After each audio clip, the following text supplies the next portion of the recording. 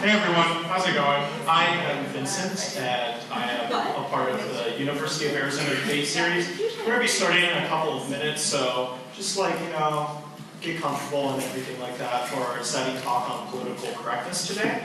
But in the meantime, if you would like to whip out your phone, give us, you can go on our website on the College of Social and Behavioral Sciences, sbs.arizona.edu/UA debate series, and you can find all about us, what we're about, and up to date on our speaker series. We do plan on hosting events in the spring, so make sure to keep an eye out on our website for events that we're going to do. But if you don't want to go on SBS, I know everyone loves social media, so we got your coverage. We got a nice Facebook page, UA debate series. We also got a Twitter page and also Instagram page. Our Instagram, we like to post planning for events like these or even practice. So make sure to give all of those a follow and keep up to date with us. But I think we are going to start, and I'd like to introduce our Executive Director, Ted McAloo. Hi everyone, we're going to get started in just 1 minute. I just want to announce a couple things. This is our final speaker series event of the semester, and this was the first semester that we've had such events. And it's been a really, really great semester. We've had some really, really interesting conversations, fantastic speakers. And I hope that everyone stays tuned for our spring semester. We have a lot of events coming up just like this in the spring. If you follow, as Vincent just said, our social media, you'll get updates on that. Hopefully, if you give us your email, which we have a database outside that you can give us your email and your information, and we'll make sure to send you and put you on our email list so that you can get constant updates so you know where it is that we'll be holding our events in the spring. We'll be talking about issues like water rights. We'll be talking about issues like gaming and athletics. We're looking to book as many events as we possibly can because this has been great, and we hope that you come. Our students are going to be in San Diego next weekend at their fourth tournament of the semester, right? Yeah. And we wish them luck, so let's get a round of applause for our interns. And also to say thank you to all of them. They have absolutely just lifted this entire series, this whole entire semester, and I'm in constant awe of all of them. So thank you guys for doing that. I also want to thank Samantha Kirby and Zach Bergeron, who have helped us with all of our media stuff, with all of our money stuff, which we actually finally have money stuff, which is really great. Just in case you are terribly convinced that we have money stuff, though, you'll notice that we have a donate button up here. So if you go to our website and you really, really enjoy what you see, $1, 1 cent, whatever it is you feel like donating would be really great, as long as you make sure that you stipulate that you are donating to the UA debate series, because it'll take you to a really generic donation site. So that would be really great. Other than that, I do want to get started tonight. I want to announce a couple things about tonight's event. So we'll be talking about political correctness, which I think is certainly in these days a hot button issue, something I know is on the forefront of a lot of people's minds. It's such a hot button and controversial issue that 3 of our speakers were too scared to even show up. But luckily we have the brave and brilliant Dr. Jen Roth-Gordon, who's going to be here to speak with great expertise and to answer your questions about this exact event. And we have Ashley Freedy and Vincent Hasso to help moderate and to get the conversation going. So without further ado, let's get that conversation going. And let's give our moderators a round of applause, and let's start our event.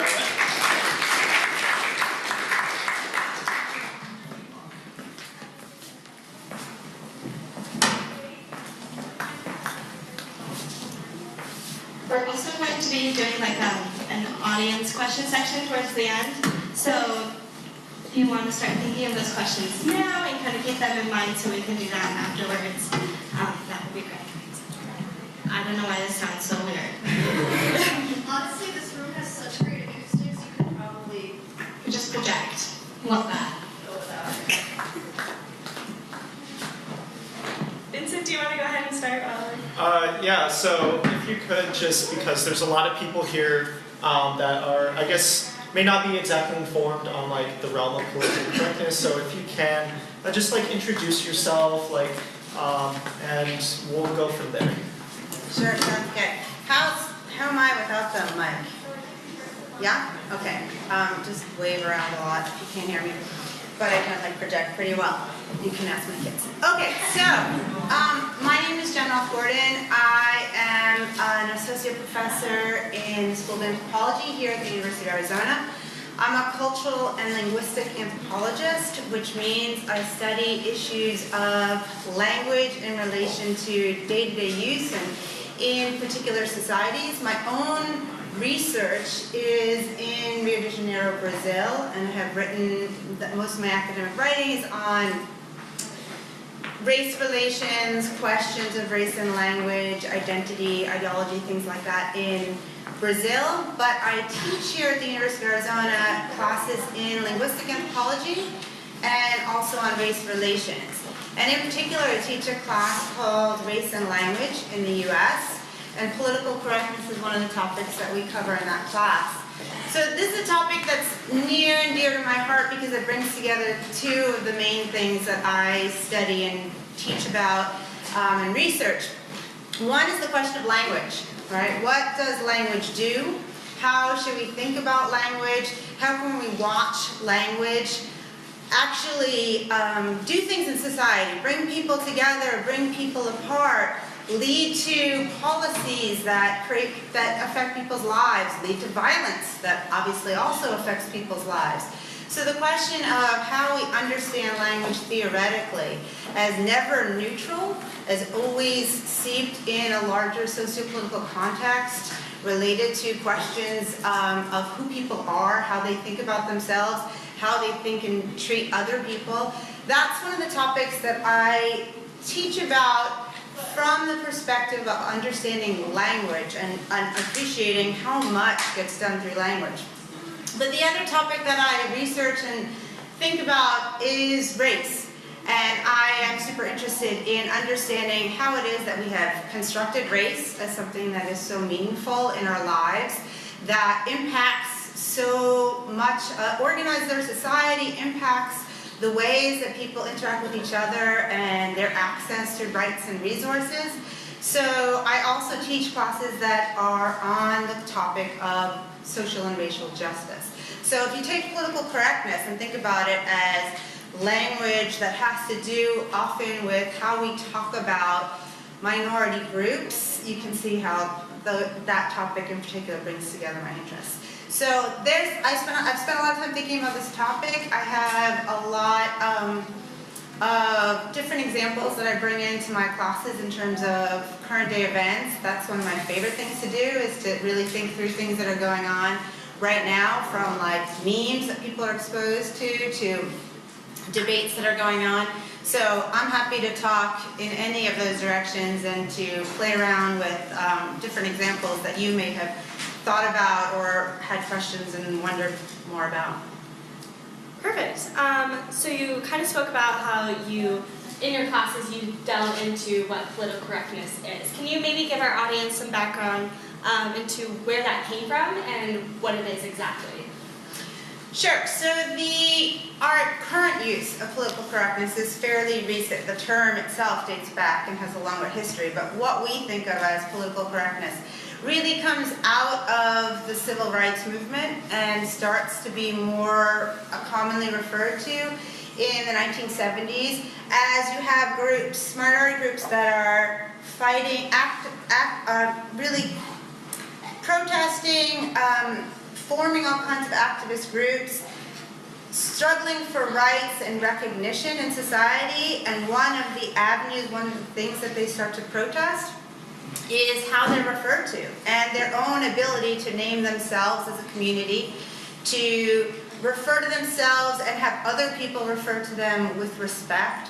And so the initial start of political correctness goes way back to things that sometimes people wouldn't even question as much now. The idea that you might want to, when you talk about a group of women, you would call them women if they're not kids and not girls, right? The idea that You should think about how you refer to Native Americans or Asian Americans, all of those terms, right? Latinos, the term Latinos, and then all kinds of other terms that come out from that. Now it's moved to Latinx communities, Chicanos, Chicanas, all African Americans, all of these terms are the start of political correctness and the idea that these groups were fighting for a certain kind of recognition. So there's a history to a lot of those different terms also. Things like why African Americans, right? The idea, why Asian Americans, right? The idea that these groups were fighting for recognition as legitimate Americans, right? That they wanted to be seen and treated and understood as Americans, right? So that gets put into the name. So it starts as that kind of movement out of these different groups in this very politicized context in U.S. history. And initially it really is an idea of respect, right? You don't just call somebody by the name you come up with for them. You ask them what their name is, and when they tell you, you call them by that name, right? So that kind of idea as a language of respect and being respectful of how people want to be referred to is the initial idea behind political correctness. What happens, and there's a lot more we can talk about in terms of this, but what happens is that that enters into a U.S. political scene where significant gains are made by these groups, and there's a backlash. And I'm talking 80s, 90s, but clearly what I'm talking about, we can talk about going on right now, right? And there's plenty of current ramifications to that, recent gains, backlash towards those gains from these groups. And so then it starts to be that political correctness gets spun, not as being respectful, but as something that has to do with thought police or language police. Then it gets spun even further to be something that's mocked. So I always use this example with my students to say things like, well, nowadays you can say, not to be PC or anything, right? That's super common to say. Or you'll say something be like, not that I'm PC. But if you think about where political correctness came from, you can see how far it has moved, right? People have moved it to mean something different, because if it meant respectful, then nobody would say that. Not to be respectful or anything, right? Nobody could say it. That's not what you're saying, right? Nobody's trying to be disrespectful, but the idea of what political correctness was, what it represents, what it did, gets spun by people. And this is very much caught up in a left-right, conservative, liberal political struggle, and it gets spun as something that is to be mocked or to be disdained or something that you don't want to be associated with. Not to be PC or anything no longer means not to be respectful or anything, because most people aren't saying that they're intending to be disrespectful when they say that, right? So there's this long history of how this gets changed and how it actually is embroiled in U.S. political struggle, right? All starting with the Civil Rights Movement.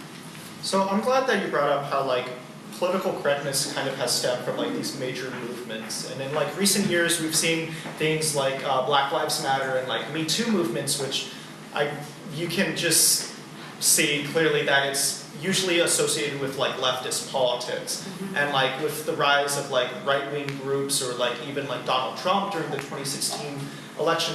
Is this rejection of being politically correct kind of the right's own movement in a way of rejecting, I guess, political correctness in a way?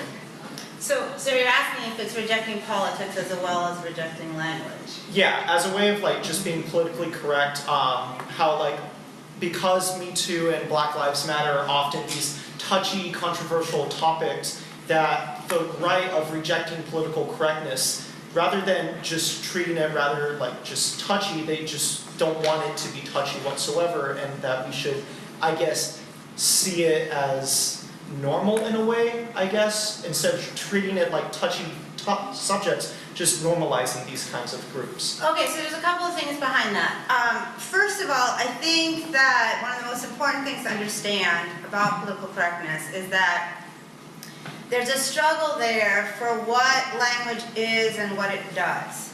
And those who are arguing for political correctness are saying that language is politics. It does represent your point of view. It does communicate the way that you're thinking, who you're aligning with, who you're aligning against, right? Language is always political, right? And that is a view that anybody who studies language in any shape or form would agree with, right? So anybody from the linguistics department to sociolinguists to linguistic anthropologists over in the anthropology department is going to tell you that language is never neutral, right? Even a dictionary is not neutral. Somebody decides what to put in a dictionary and what not to put in a dictionary, right? Is a term an official term?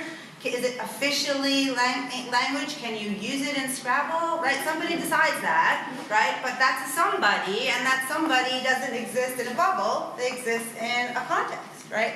So people who argue for political correctness say language is and was always political, right? What we're trying to do is argue for a different political view and to represent a different political view and to point out to the people who are using language as if it's neutral, that it's not. And the backlash against that, when you start to talk about language police or policing language, are trying to hang on to that idea, which again has no basis in any kind of linguistic theory, that language is neutral, right? That if you're forcing somebody to use a different word, there was a neutral, safe option, and it's now the people forcing you to think about your language that are making it political. They're the ones that are turning it into a political game.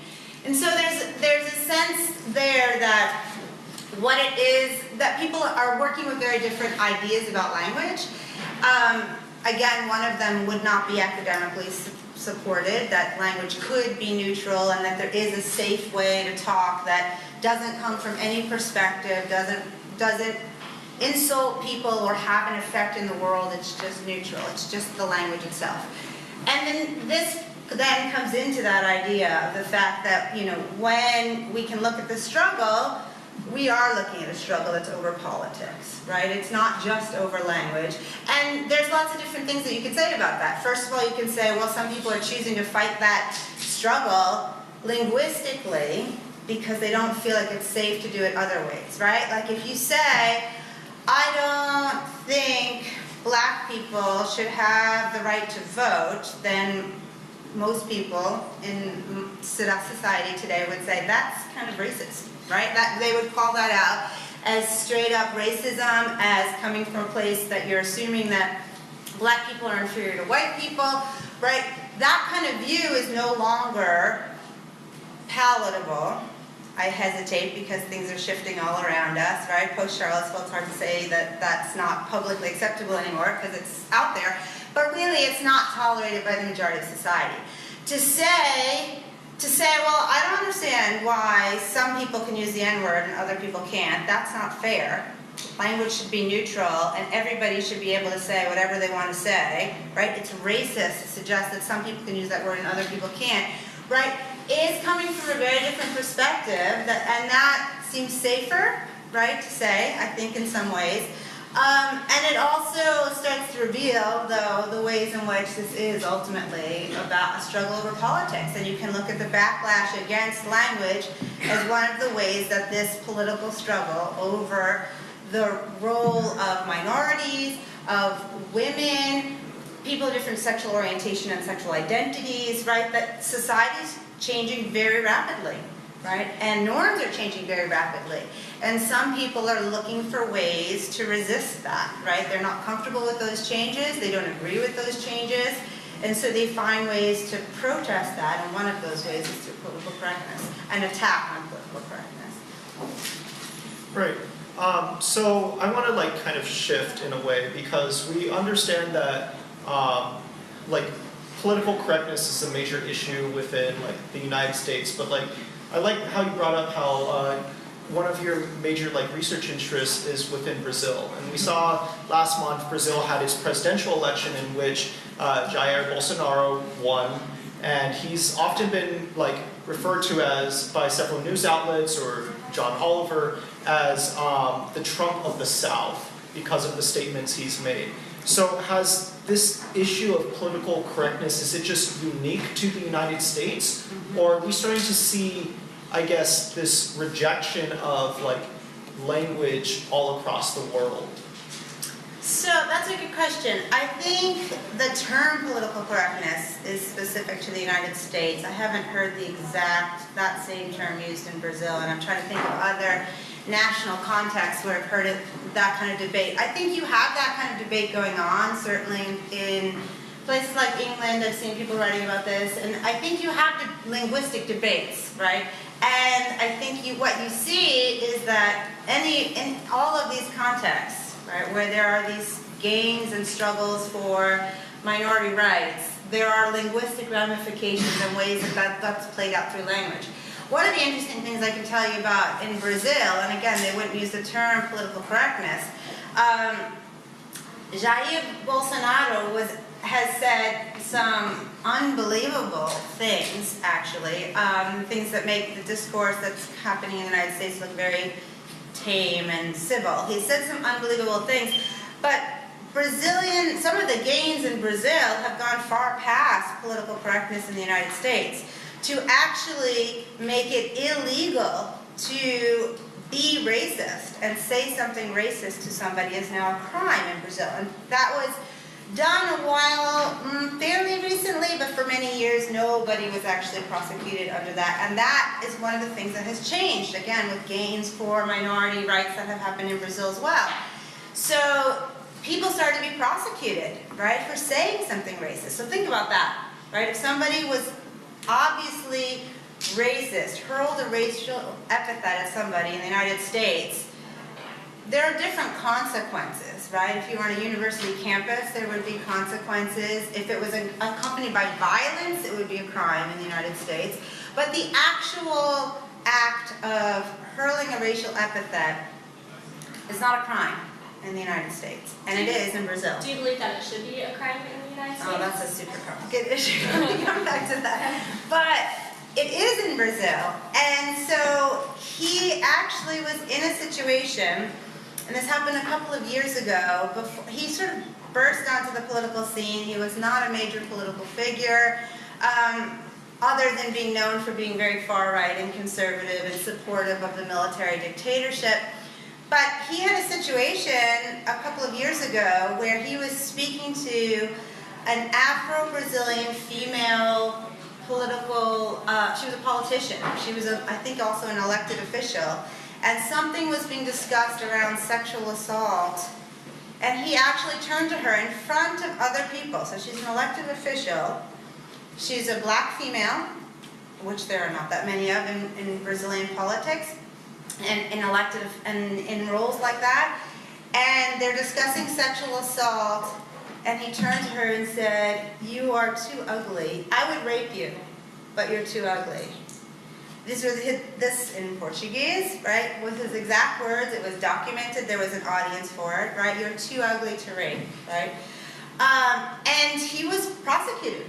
He actually was successfully prosecuted because that is against Brazilian law. So it's a super complicated question, right, of how far do we want to go in dealing with, and how do you want to deal with language in the United States? Should things like hurling a racial epithet be a crime?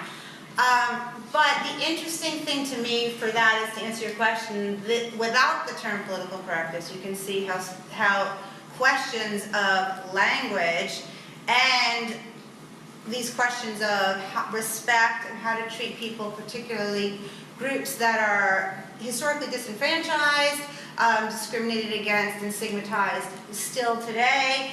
How do we deal with that? And in that case, you can see how he obviously didn't physically assault her in any way. And his words were considered enough of an assault, right, that he was prosecuted for that.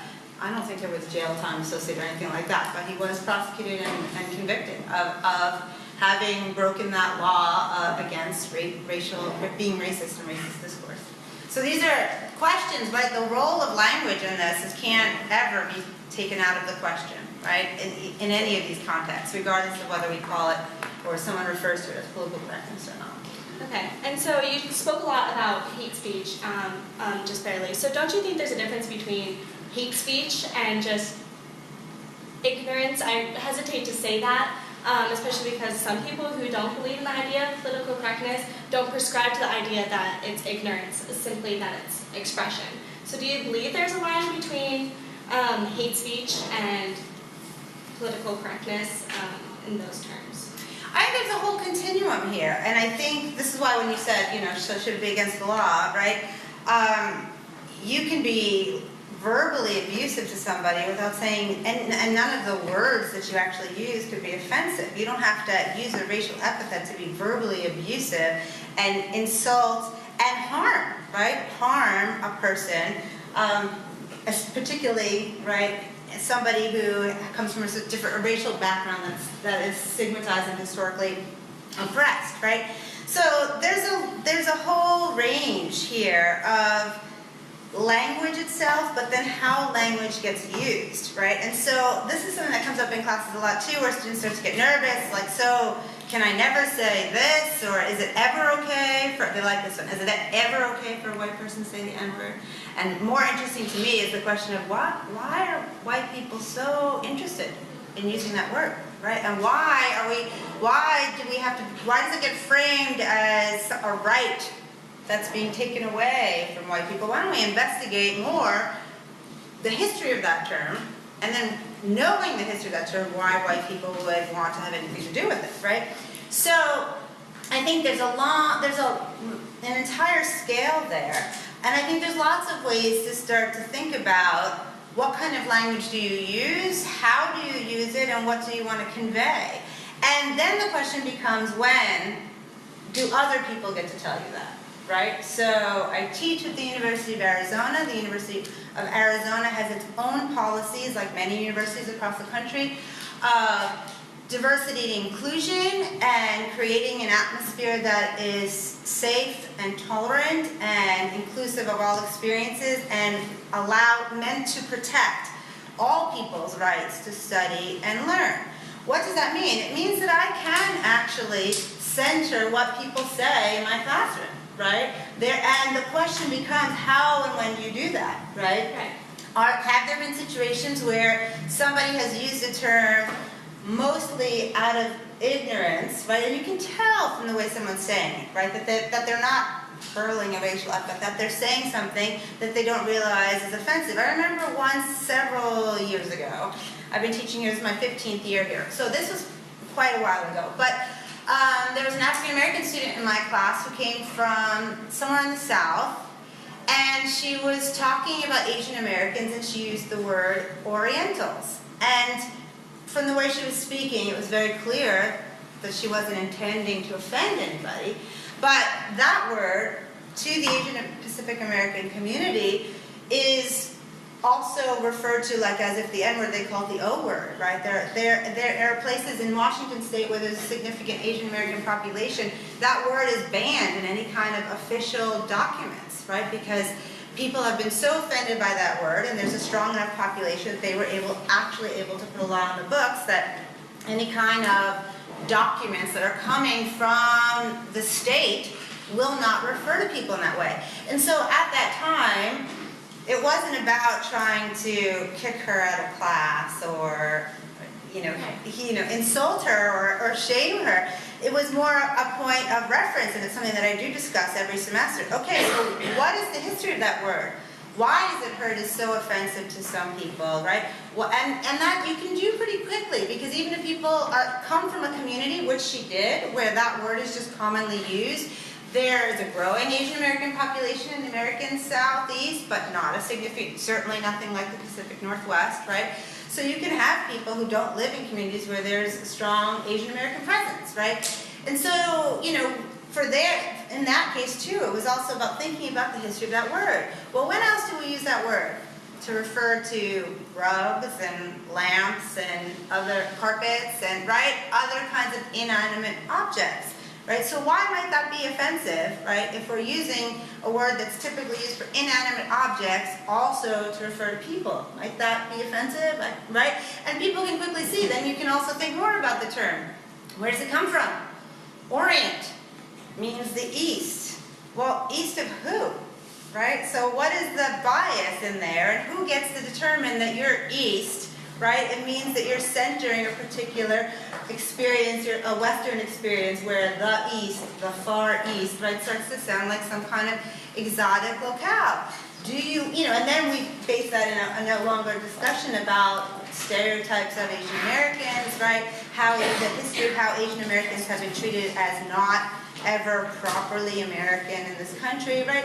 So that is a situation for me where you can see, where I clearly see it as one where, okay, making sure that people are aware of the history of terms and then saying, now think about the language that you want to use, right? So sometimes people use these terms, not in ill intent, but sometimes out of ignorance. So in those cases, do you think political correctness can go too far and kind of ruin a conversation that could be happening? Because we're, instead of paying attention to what they're saying, the content of their speech, we're paying attention to how they're saying it, which I would concede that it's important to correct people in that way. But do you think political correctness can go too far in the fact that we're often focusing too much on how people are saying it instead of the intention of the message?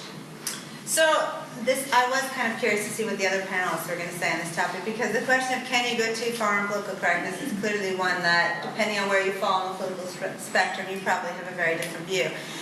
So I'd be interested to hear things from the audience too and other points of view.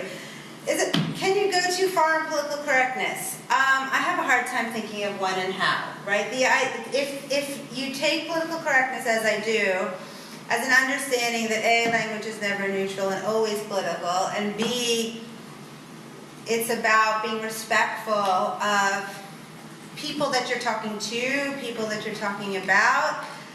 If I pose the question to you, so can you ever be too respectful of somebody, and does that ever hinder? It's hard to imagine a situation where being too respectful hinders a conversation.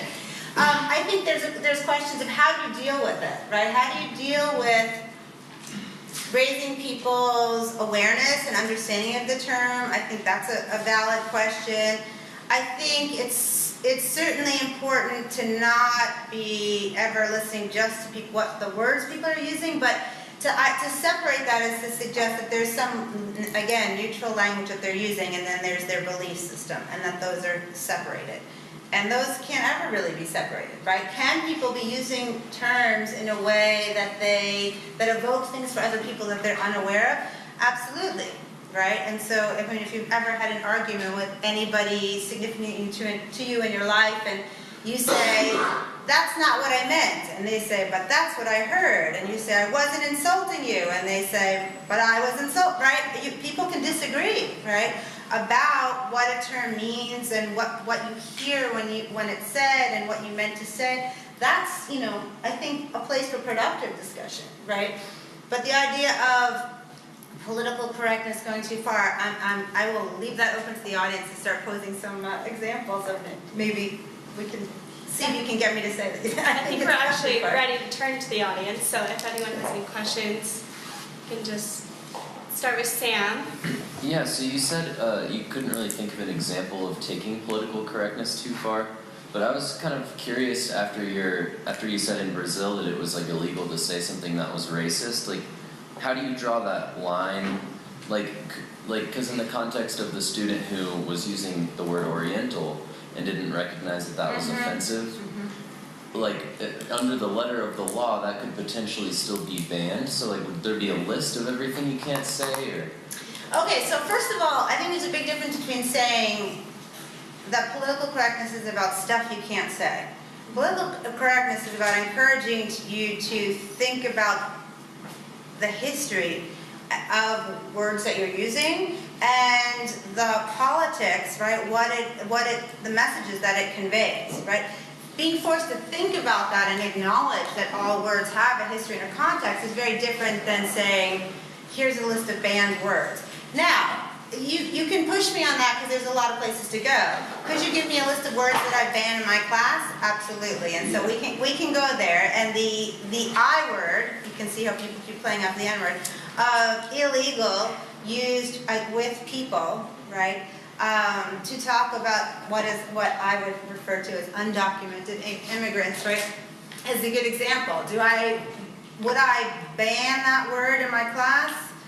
I certainly have long discussions about why using that word would show that you don't understand the concepts we're talking about in the class. So that's a good example to come back to.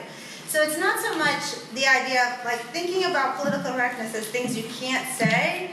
I think is already buying into that spin of it's no longer about respect, it's about people trying to like stomp out other people's rights to say and think in a particular way. So I'm more interested in asking people to recognize what they're aligning themselves with when they talk and say, is that really what you mean? Let me give you an example. And I also would love audience input on this because this is a current situation that this has changed in my classes over the years. And many of you will be familiar with this, and I have no idea where this comes from, so I'm really trying to figure it out. After the Civil Rights Movement, one of the politically correct ways to refer to different minority groups was people of color. Why that term? You're foregrounding the fact that they're people, right? We've just given examples of the ways that so many terms, from illegal to the O word, take away people's humanity, dehumanize them, right? Make them seem like less human and less like people, and then allow for all kinds of politics and violence, because if they're not as human, then those things are okay. So people of color became the term of respect. And I use that term a lot when you're talking about different groups, and I have used it in my classes for years. And what I have noticed over the last few years is that students in my class, again, either unintentionally or unknowingly, have started to refer to colored people. I'm saying people of color, and they're saying colored people. Now, I stop, and we have to have a long discussion about what is colored people, and why is people of color and colored people, why are those two completely different things? They come from very different historical moments, right? I have students think about the fact that where would you have ever seen colored, right, to refer to people? And then that, water fountain image that most of us have not lived through, but we can call to mind, right, of white, and then, water dripping down, and a fountain for colored people, right? That's where that term came from, Jim Crow segregation, right? And the idea that people of color were actually legally treated as inferior to white people, right? It's a completely a term that is bred out of white superiority, white supremacism. And so students are using it in my class, not from that history, not meaning to align themselves with that history. And I'm really curious where that's coming from, because I've noticed it as new and why that is. But, so back to your question of, banning words, or when does it go too far? What would I do if a student, after I had that conversation about what does the term people of color mean, where does it come from, what politics are behind that versus colored people, if I had a student continue to use the term colored person, either they're not getting the material, at which point their grade would suffer just as it would in any class that you showed that you were not done, when they go over the concept of gravity, if you keep misusing the term, right, you would be downgraded in the class. It would have consequences in my class, right, because you're either showing that you don't understand what we're talking about, or you are intentionally using it, right, against the teachings of the class and the purpose of the class. So, again, I find those situations, and I'm trying to remember whether I have actually answered your original question there. So maybe you can tell me. No, I think you did. The idea there that, you can go too far. I'm not interested in prosecuting people, and I'm not interested in prosecuting my students, right? But I certainly am teaching them how to think about their language in relation to questions of social and racial justice, which are the purpose of my class, and I lay that out very clearly in the beginning. So are there ways in which there would be consequences for making those choices? Sure, but and if students continue to use terms that we've discussed, right, then I would take it as a sign of their intentionality, right, and their desire to really show that they are not. I mean, think about the power that has, and that's why political correctness is such a hot button issue for people. It's about power, right? I mean, if somebody says to you, "My name is Roberto," and you say, "Oh, hi, Robert," right? Yeah, and then you continue. I mean, think about me as a professor, right? If a student said, "My name is Roberto, and here's what I want to say," and then for the entirety of the class, I kept saying, "Well, Robert here," or Bobby. I mean, think about how much power that has, right? To refuse to recognize people for the way that they're asking asking to be recognized. And recognize too that when we're talking about these topics, it's not just a name, right? That the way that it ties into questions of dehumanization, right? When you continue to refer to a group of people as aliens or as illegals, right? You strip them of their humanity, their suffering, and their rights to be here, right? And that is a complete political orientation, right? That you start to have towards who they are and what they deserve and what can happen to them. So there are real consequences to language, right? And that is something that I think is super, and yet buried under lots of memes and lots of jokes, right? Behind the term political correctness and how it's been used. I think we have another question in the back.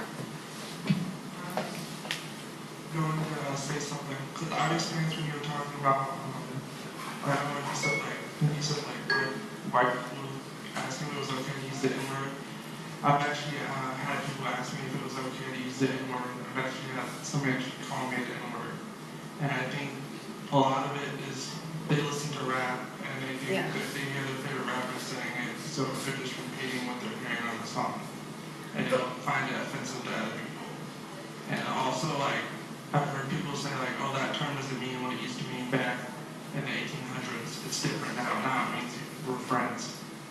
Right. Well, we all know that there's two different variants of that word, right?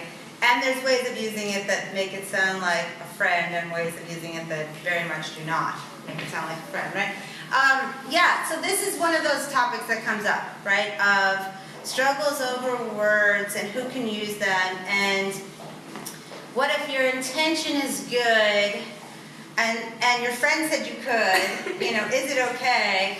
And I think part of the purpose, and certainly that I'm trying to get across in my classes and in questions like this, is to really understand the history behind it and understand what it means to other people, right? So what is the history of that term?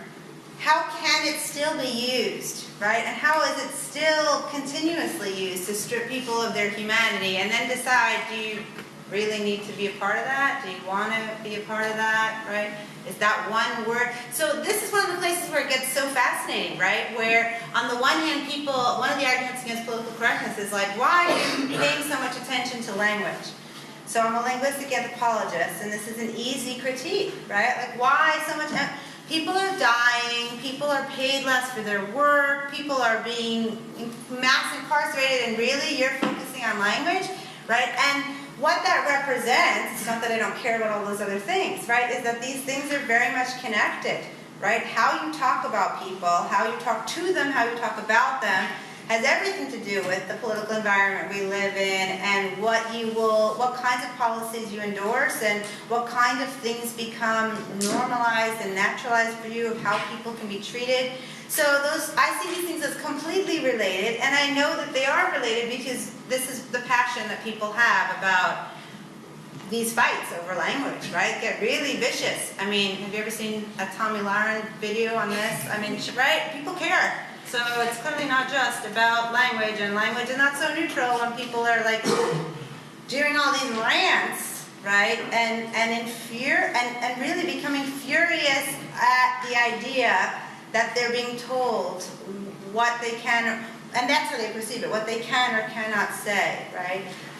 So I think trying to really think through like what's behind that and who has had the power to name other people, right? And now that backlash to being told, maybe you don't get to name me, maybe you shouldn't get to name me, maybe there are things about my experience and my history that you need to think more about how you talk about, or ask me how you should talk about them and how that sounds to me, right? It's a really, it reveals the political moment that we're in and the different sides of that issue. I think we have a question from here. So you kind of talked about political correctness with the general public and like politicians, but what role do you think the media plays in that? And because of the reach they have, do you think they have a greater responsibility to be political correct? So thank you, because that allows me to come back to the I word. And there's some great videos on the Drop the I Word campaign, and I don't know how many of you are familiar with this. There is a whole campaign to get specifically the media and major news outlets to stop referring to people with using the term illegal, right? And offering all kinds of alternatives, right? But to say people can't be illegal, right? People are people, right? They can do things that are breaking laws, but that is not who they are, right? People are people. And you dehumanize them by calling them aliens, you dehumanize them by referring to them as illegal.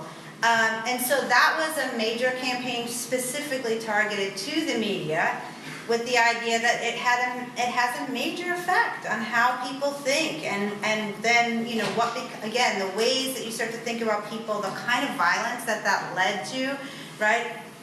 There are lots of documented attacks that are on the rise, hate crimes and documented attacks against Mexican Americans, undocumented immigrants, right? So, you know, connecting that and saying, yes, news outlets, you have a major journalists, you have a major responsibility here in the message that you're sending people about who they are and how you are portraying them. Then, you know, how do you portray their struggles, but in particular, how do you even, let's start with how you refer to them. And they were successful. Not all, to my knowledge, not all news outlets have signed on to it, but the APA, I mean, it took years of trying to spread the word to say, this is the media, you do have a major responsibility here. And it took a lot of political pressure and public activism to make a change there, but there has been a change. Now, that said, you know, we're on a campus that, if I'm not wrong, you can still use your CAT card at Illegal Pete's Mexican. Am I not wrong? Has anyone been there recently? You don't have to. Does anyone know that someone? Not you. Someone who's been, right? Illegal Pete's Mexican, right? Still playing on this connection of illegality with Mexican, right? And the university has an official connection, is supporting that by letting students, right? So they clearly have had an impact, but there's a lot out there still, right? And that's a major debate too between, right, who should be able to, there was lots of student activism when that restaurant opened. Mecha was particularly involved in trying to get him to change the name and not make that connection and not force. I've had students who were previously undocumented who have very powerful and dramatic immigration stories that they've lived through, and then have to walk past that restaurant as, you know, every day, you know, as part of campus, because university is part of our campus, right? And the trauma that evokes for them of being called that and having their experience, right, turned into, you know, a brand, right? So yes, the media has a certain role to play, and then I think the university, right, should have a role to play, and commercial businesses, right? I mean, I think there's lots of places where you can try and make an impact on how people think about these topics. Yeah. Do you watch it change throughout like history? Have you like seen it change when like the media stops using a certain word? Does like the population around kind of like change their ways too? I mean, certainly you can see an impact to that, right? For journalists, definitely, right? Just because they're so, you know, their words get spread so widely. I think the question, you know, of what kind of impact, like these different small areas, I mean, I think it's important to be raising awareness wherever and however you can. I think that has an impact, and it's just worth doing, even if it's, you know, initially a small impact, right? The problem with dehumanization and using terms that start to dehumanize people and make you think of them as different. I mean, one of the things we're talking about here with language is how we refer to people, and then how do you create these differences between people. Race is all about creating differences between people that don't exist in a biological or scientific way, but we continue to make natural and normal until you really can't see the world without seeing people as fundamentally different from you. Well, the minute you start to emphasize those differences, right, you allow for different kinds of treatment of people, right? They're not the same as you. They don't need to be protected in the same way. And so I think all of these things are really important to recognize the ways in which language helps create those differences that then allow for all kinds of terrible situations and things that people wouldn't ordinarily agree with, right? People don't ordinarily agree with violence against other people, right? That has to happen, that people become desensitized, right? What about language that's like inherently gendered or leaning towards something? So there was a movement with women and wanting to replace like the men aspect with the Y, so it wasn't the woe of man. Do you think that that's like a good shift in the direction of trying to go to the language itself and shift it, or? I think there are lots of places where people have done things like that it's caught on. The one example you're giving is a place where it didn't really catch on. But an example where it has caught on is the new term Latinx, right? That now is Chicanx, right? So you're replacing an O, which is the masculine generic, because right, women, you have one man and 100 women, and you got to go to the O, right? And so it's clearly gendered and clearly sexist and patriarchal in its orientation, and so that is a place where they have been successful in making that change linguistically, right? And in getting people to recognize what that means and the ways in which that constantly emphasizes men as the norm, male as the normal, right? So I think that those kinds of struggles, I can't predict for you which one, or explain even why some campaigns have been successful and others haven't. I'm more interested in watching the political battles around them and then really trying to understand like what's at stake and why people get, I think it's always interesting to stop and ask why, when people are asking for a change, who's asking for it and why, and then when people are resisting that change, what are they protecting, right? And then make your decision about where you fall in that. Yeah. I just kind of think the phrase "Yas Queen" has been very gamified on the internet, but that phrase comes from, people of color. Okay, wait, I need this one. I get all my best material from you guys, so go. I need more background, and I'm probably not the only one. Go ahead. When you see like YASSSKWEEN, Okay. as like a stamp of approval on the internet, and that's something that I've been told comes from a section of Twitter that's, self-identifies as Black Twitter. But then in like regular conversations, people of color would be expected to sort of code switch and probably not use that phrase that came from their own culture. And that's a relatively recent, and I guess compared to a lot of the words, innocuous example, but So you're talking about examples of linguistic appropriation or cultural appropriation, or maybe the term that people have heard. That's now like spreading more and more, right? How many of you here have heard of cultural appropriation, right? So now that's out there, and linguistic appropriation is using language to do that. So is your question?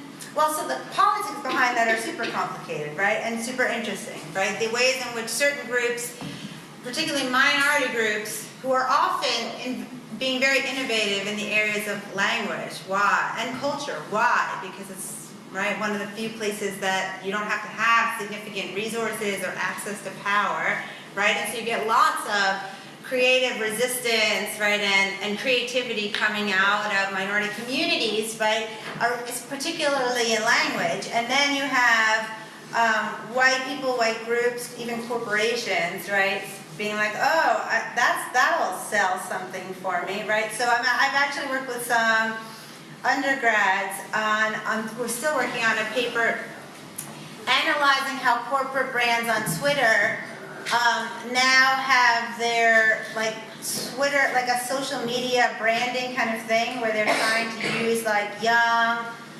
black, hip hop, savvy, they're supposed to be their voice. So you have, I know you guys know this, any of you who are on Twitter. So this is the opposite of Black Twitter, by the way. So this is where things like IHOP tweets out things like pancakes on fleek, right? And so they're appropriating, right, what they see as cool, young, hip kinds of language, right, to sell their brand, right? And then there's all kinds of interesting debates as Black Twitter fires back around that. But I bring up that example because it speaks to, I think, where you were going with that, which is where you still live in a society where white corporations are more than happy to profit off of African American linguistic innovations. And yet, I have an example too of somebody who tweeted out a poster that was in one of these fast food break rooms or restrooms where the employees were, of terms not to use when you're working here. And the same terms, right, that they're selling are the terms that you won't get hired if you use in an interview, right? And so, I mean, that speaks to this A, how important language is, B, how much it is seeped in this political context, and context where power relations are, right, swirling all around us, and see how integral they are to that, right? So you can see things like that with both the appropriation and yet the continued stigmatization, right? And not just stigmatization, right? It has an actual cost, and it perpetuates inequality if people can't get jobs because of the way they speak, but IHOP can make, and Denny's can make money, right? And promote their brand by pretending that that's how they speak. Because everybody knows that the guy, you know, the 50-year-old white guys behind those social media accounts, right? They speak standard English, and they're the ones like tweeting these things out, right? So, you know, that's a great example, right, of how enmeshed in politics and struggles and struggles over social and racial justice language is, right? I think we have a question right here. Yeah, sorry for that. Just excuse my language, I'm just learning English, but I understand what you said. It would start with Ludwig Wittgenstein, his linguistic or mathematics in England. He said that the language creates our thoughts, and we can't think outside the language. From what I'm seeing, from what I'm read, from the radar, or any linguistics, French, German, all they agree that the language, it's not outside. No, it's create our thoughts. We can't even think out without language. So that answer for people, they said it's not important to worry about language. On the other hand, there's a story. It happened in 18th century. There is a famous novelist who won a Nobel Prize. Some religious guy just stand up and he said he's non-Muslim. That's it. But this word has consequences and lead to some crazy guy. He stabbed him in his neck. The question is, the second thing, in your class you said, according to my understanding, you said if you didn't understand what I'm saying, you will downgrade. But I mean how we could protect freedom of speech beside the political or language correction. That's it. Okay, so that's a good question, and there's lots to say there about linguists have lots of theories about how much does language influence, in the language you speak, influence how you think. And even as they debate that, whether it really, like somebody who learns in one language has a completely different version of the world than someone who learns a different language, even as they debate that, nobody would debate that language is integral to how you think, right, and your view of the world. So let's dive back into this idea of, so am I clamping down on freedom of speech in my class? Of course. So every single class and every single professor you're taking a class from is clamping down on freedom of speech. If you're in a physics class and you have an exam and you write lots of really smart and interesting things about biology, you're going to fail that exam. You could say, but freedom of speech, absolutely, you are free to write whatever you want. That doesn't mean that you're demonstrating knowledge of the class appropriately and writing things that are the correct answers to the test, right? So the freedom of speech thing,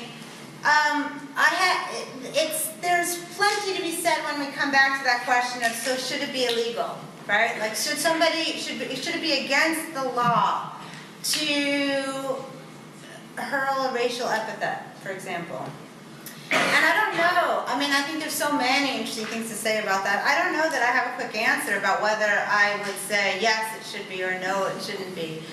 Certainly, I want us to recognize that language has power, that verbal, I mean, we're in a context right now where we're playing out also the fact that sexual harassment doesn't have to have a physical component, right? To be something that we need to take seriously, to recognize that it has an effect, that it creates the patriarchal society we live in and the unequal gender representation. And so, I want to say that language has power and recognize and acknowledge that. I don't know that I want to criminalize all acts of it. I think that is an open question for me.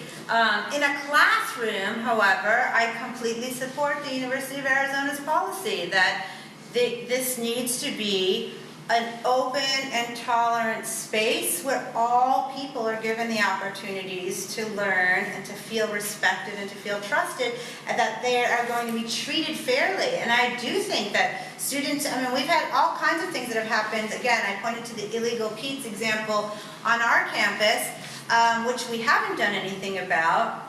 And then you have situations where there's campuses where nooses get placed, right, on, in trees as African American students have to walk by the class.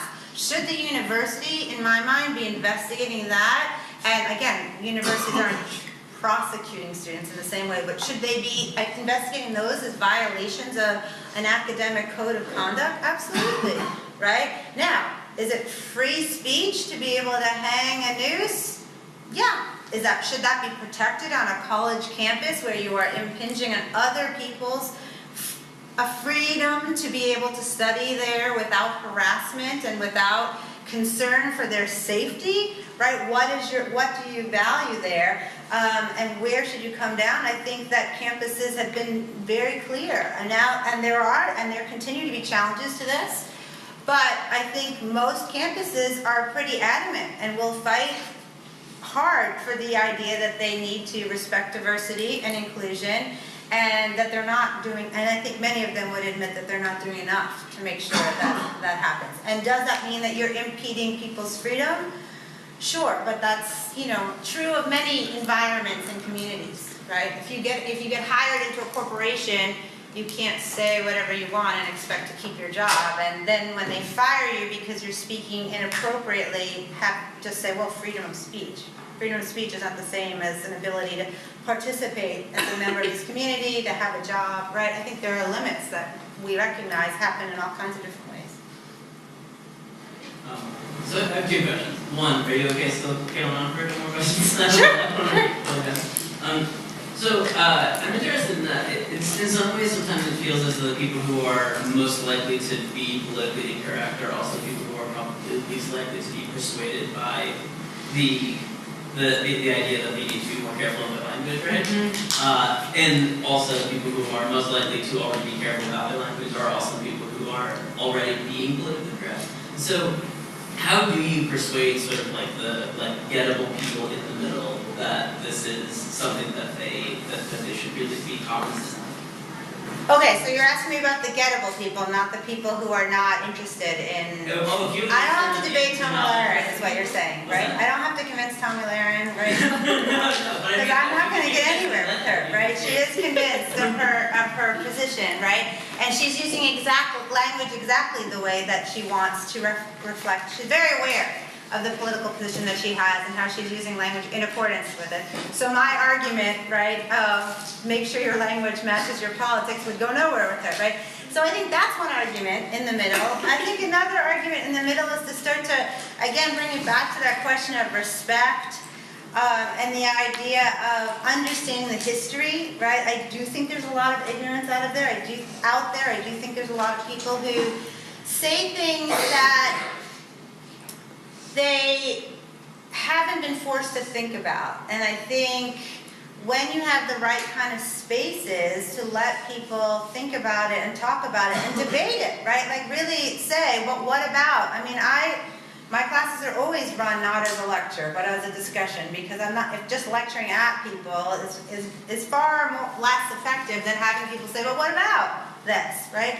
So I think that allowing people to have that kind of discussion and making sure that you're bringing in the political side of it, the historical side of it, and then asking them to think about what their values are, right? And where their values lie. I think it's harder work to convince people that language has an effect, right? The ways that language feeds into dehumanization is something that I spend a lot more time on in my class, because the idea is that's not automatically apparent to people, right? But again, we're getting a lot further with the ideas of sexual harassment as a form of actual assault, right? It's a different kind of assault, but it clearly impacts people, right? And clearly creates situations where some people are privileged and other people are made to feel like they don't belong, like they can't participate. So I think that there's lots of arguments that you can make and discussions that you can have if people are willing to listen, and if they're willing to really hear what you have to say and to really think about it. And it's not important to me, I don't have a list of banned words, I don't have a list. I mean, I would never use the N-word, but it's not important to me that every white student, to pass my class, you don't have to sign a pledge saying I'm never going, right? That's not, right? That's not part of the class so much as understanding and really forcing those questions of, so here's the history of this word, here's how it's still used, right? To justify and legitimize incredible acts of violence. Here's probably the most powerful word in the English language over history, and a word that has been used to dehumanize and inflict unbelievable power and suffering, right, onto a group of people, right? Do you need to be a part of that, right? I think those are the kinds of questions that people who are willing to really think and posing them as questions, like where do you stand, right? I see a lot of movement there, and I see a lot of opportunities to raise people's awareness about all kinds of things that, it doesn't need to be, there's no rules of like, you can never say this, or you should never say that. One of the things, but just thinking about the fact that language has consequences, that what it can be used to use, even if you don't use it that way, right? Sometimes when students ask about like, well, what about this term, and is this term, I say, okay, so here's the locker test, right? Like when you were in high school, right? If you walk into a high school, right? Think about political correctness as like, what words could you scrawl, like in spray paint across somebody's locker, right? We could think of tons of racial epithets and tons of words that you could say to like intimidate somebody, to threaten them, to make them feel like they don't belong, right? To make them feel as if they're inferior. And then the politically correct words are the words that you would never find there, right? If somebody really wanted to offend somebody, you don't write Chicanx, right? Nobody spray paints that on somebody's locker, right? Because it built into that word, right, is already more respect, more empowerment. Nobody's going to write African American and as the best insult they can come up with, right, for black people in this country, right? You know that those words are more respectful. You can hear it. You can think about how they get used, right?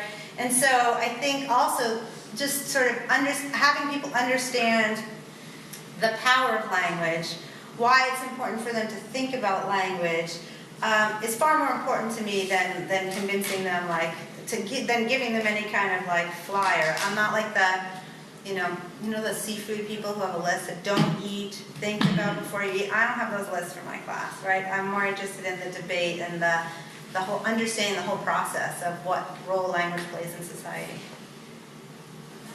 Sean, and then. Yeah, so I have two questions, both related to education. So the first is like, how do you think educators should approach, teaching about historical figures who, made really great accomplishments for our country, that have, things that they might have said at some point in their lives that were racist. For example, like Winston Churchill or Susan B. Anthony, we obviously owe a lot to them. At the same time, they were known to make, racist comments that didn't really relate to what they accomplished, but they said those things. So how do we approach teaching that? My second question is should a book say Huckleberry Finn, should that be taught in public schools? Should it be compulsory reading, particularly with regards to students of color who might feel comfortable reading books that have certain language in them, because it is an important kind of window into a certain historical time. So how do we approach that as well? I think all of that is important, and my approach is them all as opportunities to have this discussion, right? And to make people more aware and make students more aware of the power of language, the role of language, the historical changes to language, the way language is embedded in power relations. So I'd much prefer to see people teach these topics and then find ways to bring up, right, the really problematic elements to it, right, and the elements that they don't agree with. So you're asking me on a practical level, right, would I read out loud a quote to my students that had racial slurs in it? No, I wouldn't. I wouldn't utter them because I also understand that saying it, right, is in a way authorizing it, even though, you know, and kids know this too, right? When they repeat a curse word to you, and I didn't say it. I'm just saying what he said, right? But they've said it, right? And they've gotten right. So I would be careful about things like that. But presenting it to students and then talking about it, right? Where does this come from? What does it mean? What did it do? Why don't we talk like that anymore, right? Why wouldn't I even say, you know, why wouldn't I say the word, right? I think is a more powerful lesson than somehow, you know, sanitizing it, censoring it, things like that. Yeah, my question is regarding your thoughts on whether there are some situations when we should be more accepting of politically incorrect or offensive language or topics. Where my mind is going with this is, say, with comedy, right? Which on one hand can have an entertainment function, but on the other hand can sometimes have a critical function. So let's say we're going to a comedy show to see like a Bill Burr or a Dave Chappelle or something like that. And on one hand, there's going to be some parody there, maybe some caricature that has value for social critique. But on the other hand, we know going in that this is going to be a racially charged show. There's going to be language and maybe taboo topics that we wouldn't expect in other contexts. In the interest of not restraining that discourse, that open discourse, in this case critical discourse, potentially through comedy, should we be accepting of some of these words and topics there? What are your thoughts? So that's a really good question, and you'll notice I didn't say anything about Black people using the N-word. I've been talking about white people using the N-word, and I think it's a very different context, right? I think that there are lots of good guidelines that people already know, right, about how to do things in socially appropriate ways, right? I can insult my mother if I'm really mad at her. You can't, right? You can't insult my mother to my face without there being consequences for that, right? So for a person to use in-group language, right, especially in comedy, as a way of also raising critique and protest, right, it's certainly not something that I'm going to, like, again, I'm not interested in just banning censure. That's not the, understanding the politics behind it is the important part, and in that case, there's lots of places where that kind of critique, I think, is valid and important. So it's, you know, who's using it to whom, for what purpose, is all critical. And we know that because none of us could be functioning members of society, right? I mean, we'd be getting beaten up all the time if we didn't know how to use language appropriately and what we could say to who and when, right? So I think that but that's what gets lost, right? That's what gets lost in a discussion of language should be neutral, there should be parity, and everything should be equal, but equal means white people can use racial epithets if people of color can use them, right? As opposed to recognizing there's lots of nuances about how we use language and what it does and who should be able to, you know, why would you want to stay away from things? Not a ban so much as why would you want to avoid certain things? We avoid things in language all the time. That's not necessarily a freedom of speech issue, right? That's a, how do you act as a social, as a, you know, somebody who interacts well with other people, who is respectful, right?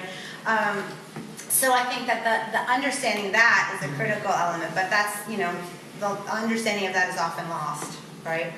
And then we jump quickly to, oh, so you're saying, you're telling people they can't say this, or right, or you're banning, right? That's a very dramatic reading of it. All right, that is going to be the end of our Q&A question, and with so many things, so many different topics being discussed tonight, I guess the overarching question above all is, whose responsibility is it, whether it's a government, education institutes, or even just like ourselves as basic human beings, whose responsibility is it in order to make sure that we don't have any more of this dehumanizing language or like negative language out in our world, and we can start having, I guess, more positive language or just language that is neutral? Not neutral, because you're never going to get there, but more respectful, I think is what you meant, right? I think that there's lots of, you have to break that question down, right? So the idea, I would say I don't think we should necessarily be making it against the law to use a racial epithet. I certainly don't support it, right? But I don't know if I would make that illegal. Should governments be able to use words that are considered disrespectful to groups in language, right, in official documents? No, right? There's places there where you can start to see, like, okay, so does government have a responsibility, in the same way that the university does, to make it clear that they are responding to all of their citizens. They're giving equal rights to all of their citizens. They're being respectful, right? And that they represent, right, all of those citizens. Right, those are places where you can see where those kinds of policies would make sense.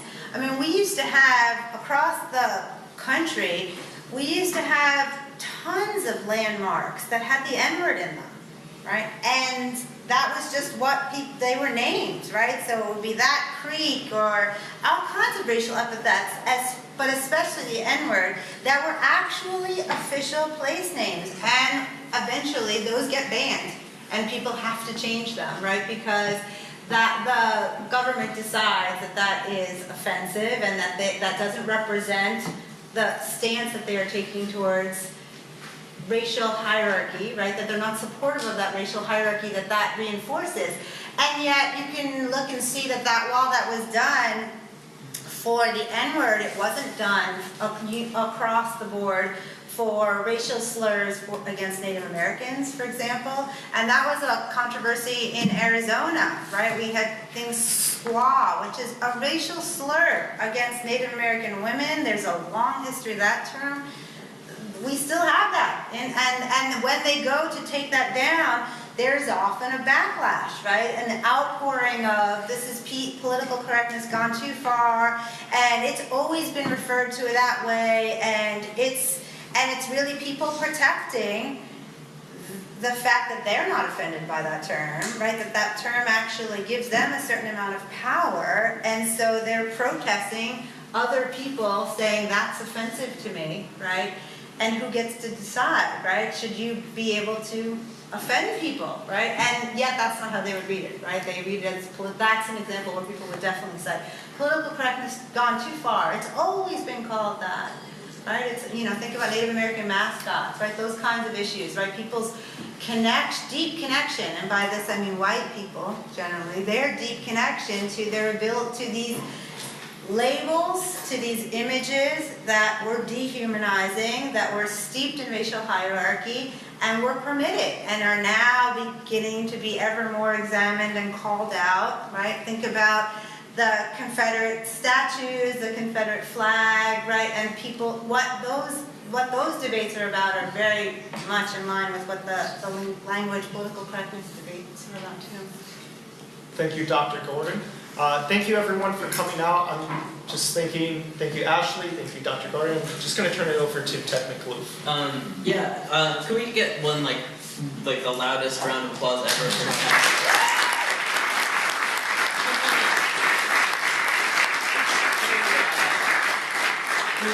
absolutely just carried the night and did a fantastic job of being really informative, and I think this was awesome. And then a round of applause for our audience members. These were the best questions.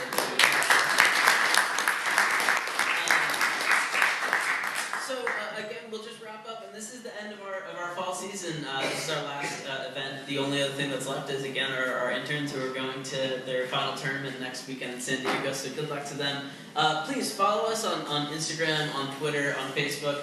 You can tweet at us ideas for Speaker Series events. If you're interested in hearing a talk on something, absolutely, we're always open to hearing that. And the best way to find out about the events that we'll be having in the future is by following us on any of those social media platforms. So thank you very much for coming, and we hope that you have a wonderful rest of your semester. Thank you.